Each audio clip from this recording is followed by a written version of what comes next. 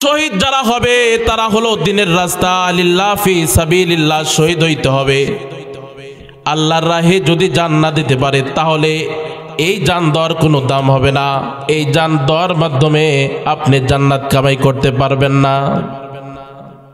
এখন যদি আপনি রাজনীতির ময়দানে মার্কা নিয়ে চিল্লাচিল্লি করার কারণে যদি আপনি ইন্তেকাল করেন, পরলোক গমন করেন, তাহলে আপনি জান্নাত পাইবেন না। আপনি জান্নাত পাইবেন ওই সময় যখন আপনার মরণটা দিনের রাস্তায় হইবে। সুবহানাল্লাহ। আমার আপনার সময় তো দিনের রাস্তার জন্য যদি বলি যে সামান্য পরিমাণ দিনের রাস্তার জন্য 3 দিনের জন্য বের হও, এই বের হইতে কিন্তু আমরা চাই না, ঠিক কিনা জোরে বলেন। আবার যদি বলে 3 দিন নয়, তোমরা 40 দিনের জন্য কে কে বাড়াইবা, সে সময় অনেক সময় দেখা যায় সালাম ফেরা হয়েছে, সালাম ফেরানোর পর পর ওই যেই শুনেছে 40 দিন, ও মনে মনে বলে হায় রে আমি 3 দিনকার জন্য বাড়াই না। আবার দেখতেছি এই হুজুরটা 40 দিনের নসিহত আমাদের করবে, তাহলে সালাম ফিরতে দেরি হয়, ওই বান্দা মসজিদ থেকে বের হইতে দেরি করে না, ঠিক কিনা জোরে বলেন। কিন্তু এমন এক জামানা ছিল, ছোট বাচ্চা থেকে নিয়ে শুরু করে বড় বৃদ্ধরা পর্যন্ত দিনের রাস্তায় শহীদ হওয়ার জন্য নিজেকে বিলীন করে দিত, ঠিক কিনা জোরে বলেন।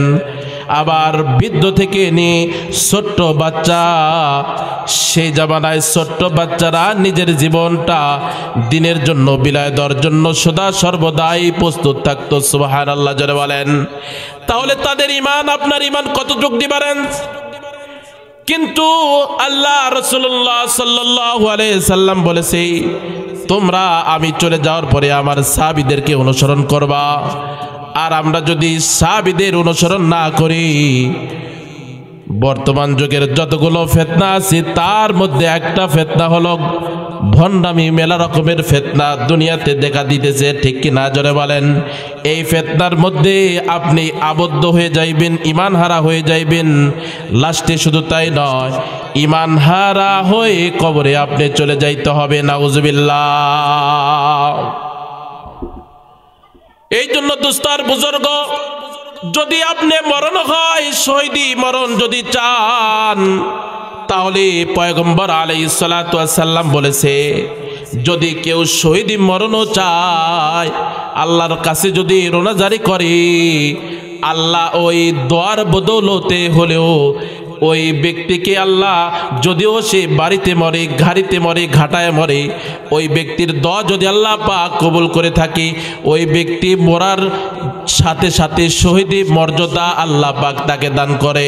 সুবহানাল্লাহ। আপনারা তো সুখে থাইকাও দিনের জন্য বাড়ান না। সেই জামানায় কষ্টে থাকার পরেও তারা দিনের জন্য বের হয়েছে। দেখেন না, আমার আপনার অন্তরেতে নবীর আখলাক আসতেই চায় না, নবীর ভালোবাসা তো আসতেই চায় না। কিন্তু সেই জামানার সাহাবীরা নতুন বিবির সাথে সবে মাত্র বিবাহ বন্ধনে আবদ্ধ হয়েছে, লাইলাতুল জুফাফ রুখসত পাইছেন। রাসূলুল্লাহ সাল্লাল্লাহু আলাইহি সাল্লাম বলতেছেন, এই সাহাবী তোমার যুদ্ধে যাইতে হবে না, আমরা যাইতেছি, তুমি থাকো তোমার প্রথম রাত্রি, তোমার যুদ্ধে যাওয়ার কোনো প্রয়োজন নাই, তোমার যুদ্ধে যাওয়ার কোনো প্রয়োজন পড়ে না। তার কারণ তোমার কাছে সবচাইতে বড় প্রয়োজন হলো তোমার বিবি, এই জন্য তোমার যুদ্ধে যাওয়ার কোনো দরকার নাই, থাকো। রাসূলুল্লাহ সাল্লাল্লাহু আলাইহি সাল্লামের কাফেলা নিয়ে যুদ্ধে চলে গেছে। যুদ্ধ হইতেছে,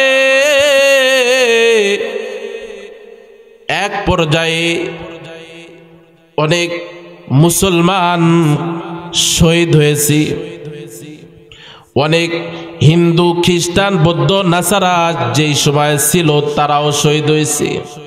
তারা শহীদ হয়েছে নাকি? তারাও তাদেরকে কতল করে জাহান্নামে পাঠানোর পরে মুসলমানের বীর পুরুষ যারা তারা শহীদের মর্যাদা পরে লাভ করেছে। এই যুদ্ধ তুমুল যুদ্ধ শুরু হয়েছে। হঠাৎ করে কে যেন বলেছে, হায়রে কে কোথায় আসো? কদ কুতিলা মুহাম্মদ, মুহাম্মদ সাল্লাল্লাহু আলাইহি সাল্লাম ইন্তেকাল করেছে। তার মানে রাসূলুল্লাহ সাল্লাল্লাহু আলাইহি সাল্লামকে কাফিররা কতল করেছে। সেই সময় দামি দামি সাহাবী ভাবতেছে তাই তো ছুটিও পেয়েছে, কিন্তু একজন বললেওয়ালা বলেছে যে মুহাম্মদ সাল্লাল্লাহু আলাইহি সাল্লাম শহীদ হয়েছে। এই কথা শোনার পর তার কলিজায় আগুন ধরেছে। আল্লাহু আকবার, জোরে বলেন আল্লাহু আকবার। কলিজায় আগুন ধরে গেছে, নাপাক অবস্থায় আছে। নাপাক অবস্থায় যদিও থাকে, বিবিকে ডাক দিয়ে বলতেছে, বিবি রে, আমার তো আর থাকা সম্ভব হইতেছে না, আমার এই মুহূর্তে তলোয়ারটা বের করে দাও, আমার তলোয়ারটা বের করে আমি যুদ্ধের ময়দানে চলে যাব। বিবি ডাক দিয়ে বলতেছে, ও স্বামী গো,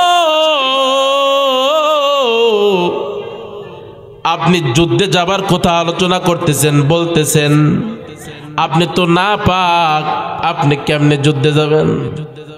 আপনি গোসল করেলেন। বলতেছে, তুমি কি শোনো নাই যে একজন বলনেওয়ালা বলে যাইতেছে আমার নবী পৃথিবীতে নাই? বিবি গো, আমি কার জন্য বাঁচবো তুমি বলো? বলতেছে, ও স্বামী, যেরকম ভাবে তোমার ভিতরে রাসূলুল্লাহ সাল্লাল্লাহু আলাইহি সাল্লামের ইন্তেকালের কথা শোনার পরে তোমার কলিজায় আগুন ধরেছে, ঠিক তুমি যেমন আমার পয়গম্বরকে ভালোবাসো, ঠিক তেমনি ভাবে আমিও আমার পয়গম্বরকে ভালোবাসি। আল্লাহু আকবার, জোরে বলেন আল্লাহু আকবার। হয় না চিল্লা বলেন আল্লাহু আকবার। বলতেছে, স্বামী গো, তোমাকে নিষেধ করব না, এই যে তলোয়ার দিলাম, তুমি যাও যুদ্ধে যায় অংশগ্রহণ করো। ঘটনাক্রমে যুদ্ধে পৌঁছে গেছি, তুমুল যুদ্ধ হয়েছে, অনেক লোক শহীদ হয়েছে। রাসূলুল্লাহ সাল্লাল্লাহু আলাইহি সাল্লাম যুদ্ধ শেষ হয়ে গেছে। রাসূলুল্লাহ সাল্লাল্লাহু আলাইহি সাল্লাম যারা শহীদ হয়েছে তাদেরকে ডাক দেয়া, শহীদ হয়ে গেছে তাদের লাশ একত্রিত করতেছে, তাদেরকে কাফন দাফনের ব্যবস্থা করবে। এমতো অবস্থায় দেখে যে একজন বোরকা পরিহিতা ব্যক্তি, একজন মহিলা দৌড়া এসে বলতেছে যে দেখেন পয়গম্বর, আপনি যাকে তাকে এইভাবে কবরে নামায়েন না। কোন ভাবে? বলে যেভাবে নামাইতেছেন, তার মানে যারা শহীদ হয়, যেই কাপড়ে শহীদ হয় সেই কাপড়ে তাকে কাফন দাফন করানো হয়। কারণ হাসরের ময়দানে এই কাফন দাফন রক্ত মাখা শরীর নিয়ে আল্লাহর পাকের কাছে দাঁড়াইবি। সুবহানাল্লাহ। ডাক দে বলতেছেন, পয়গম্বর, এর মধ্যে আপনার একজন প্রিয় সাহাবী আছে,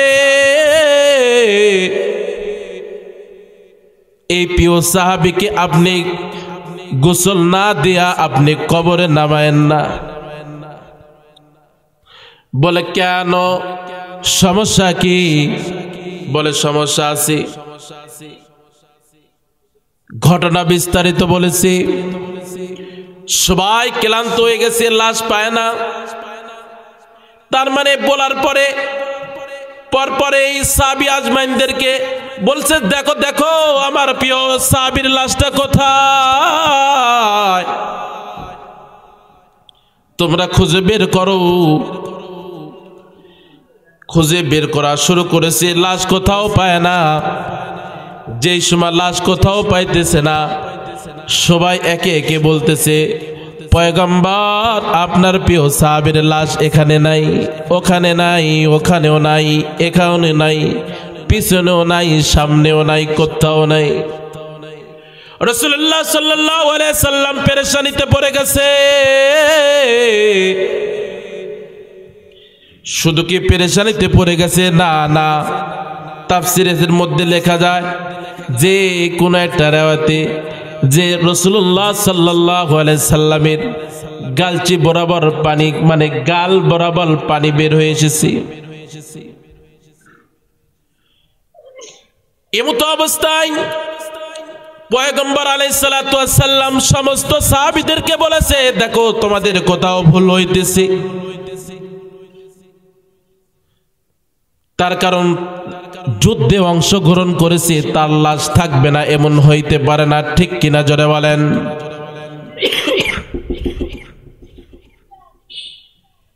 টেনশন পেরেশানিতে পড়ে গেছে পয়গম্বর আলাইহিস সালাতু ওয়াস সালাম।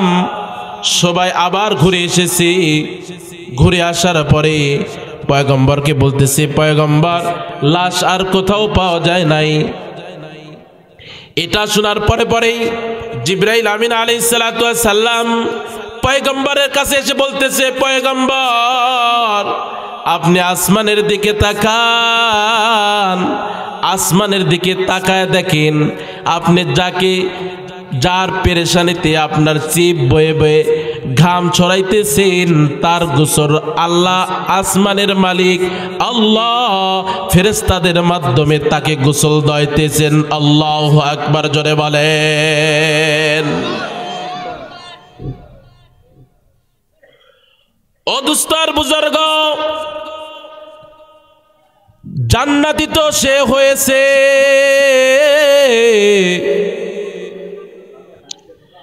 জান্নাতি হয়েছে শুধু তাই নয়, জান্নাতি হয়েছে শুধু তাই নয়, এমন জান্নাতি আসমানের ফেরেশতারা তাকে আসমানে গোসল দিয়েছেন। সুবহানাল্লাহ। মুহতারাম হাজিরিন, যেই সময় আসমানের দিকে তাকাইছে, গোসল দেওয়া হয়ে গেছে, কমপ্লিট, নামাইছে ফেরেশতারা।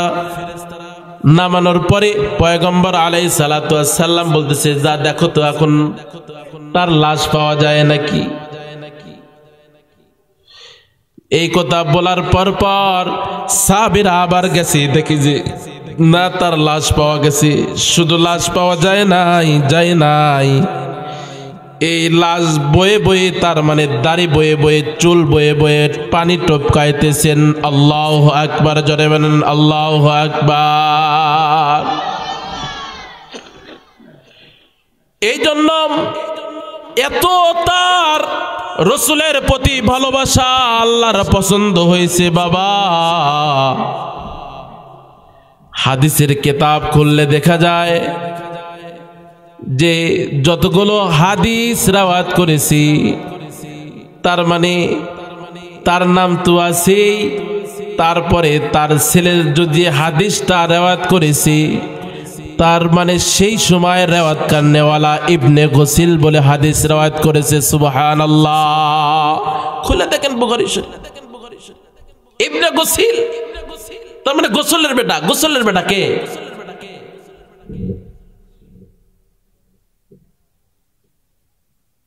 এই জন্য দুস্তার বুজুর্গ, আমাদের মরণটা যদি আমরা যদি সফলভাবে যদি না মরতে পারি, আমাদের মরণটা যদি খারাপ অবস্থায় হয়, তাহলে আপনি কি অবস্থায় কবরে ফেরেশতাদের মুখ দেখাইবেন? আবার শুধু ফেরেশতাদের মুখ দেখাইবেন না, শুধু তাই নয়, ফেরেশতারা তো আছে, ওই চেহারাটা কেমনে আল্লাহ পাককে দেখাইবেন। কতগুলো নিয়ামত আপনাকে দান করেছি, কতগুলো নিয়ামত দান করেছে। শুধু তাই নয়, নিয়ামত দান করেন নাই, সুন্দর জীবন যাপন আপনি কাটাইতেছেন, এটাও আল্লাহ পাক আপনাকে দান করেছি। আপনাকে কোনো বালা মুসিবতে গ্রেফতার করে নাই, এটাও আল্লাহ পাক আপনাকে দান করেছে। কিন্তু আপনি আল্লাহ পাকের জন্য কি করলেন এই হায়াতে, এটা যদি আপনি নিজেকে প্রশ্ন করেন তাহলে সবচাইতে ভালো বুঝে আসবে। তার মানে মুনাআম ব্যক্তি হলো চারজন, তার মধ্যে এক নাম্বার হলো সকল নবীগণ, 2 নাম্বার সিদ্দিকগণ, 3 নাম্বার শহীদগণ, আর 4 নাম্বার হলো সালেহীন। সালেহীন কারা? বড় ওলি আউলিয়া যারা, তারাই হলো সালেহ। জামানার বড় বড় যারা ওলি, তারাই হলো সালেহ, তারাই হলো নেককার বান্দা, তারাই হলো ওলি বান্দা, তারাই বিনা হিসাবে জান্নাতে যাইবে। সুবহানাল্লাহ। এই জন্য আল্লাহ তাকদে বলতেছেন, যদি তোমরা সম্ভব হয় তাহলে এই 4 শ্রেণীর ব্যক্তির কাতারে নাম লেখাইয়া কবরে যাও। আর যদি এই 4 শ্রেণীর ব্যক্তির কাতারে নাম লেখানোর সৌভাগ্য আপনার নাও হয়, তাহলে একটা কাজ করেন, তাহলে এই জান্নাতি ব্যক্তিদের সাথে থাকতে পারবেন। সুবহানাল্লাহ, জোরে বলেন। এটাও বলে দিয়েছেন আল্লাহ।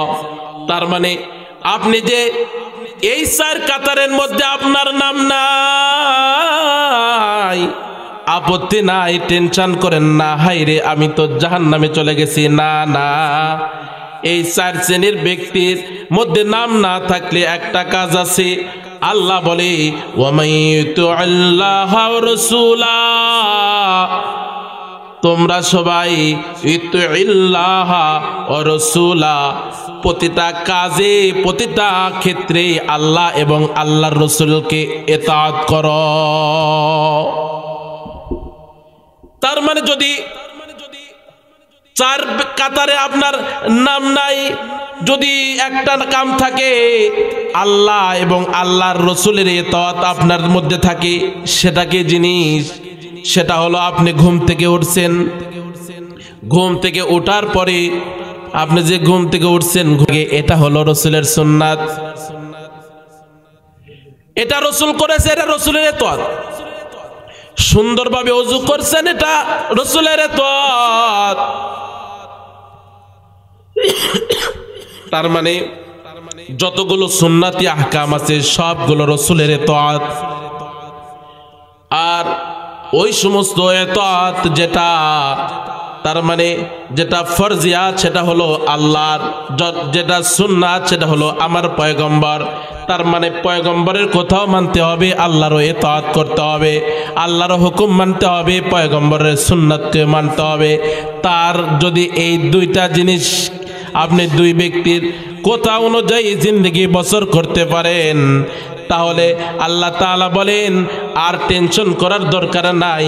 ওয়া হাসুনা উলাইকা রফিকা, তাহলে ওই 4 শ্রেণীর ব্যক্তি যে বিনা হিসাবে জান্নাতে গেছে, এই 4 শ্রেণীর ব্যক্তি জান্নাতের মধ্যে গিয়ে দোস্তি হিসাবে পাইবা। সুবহানাল্লাহ, জোরে বলেন।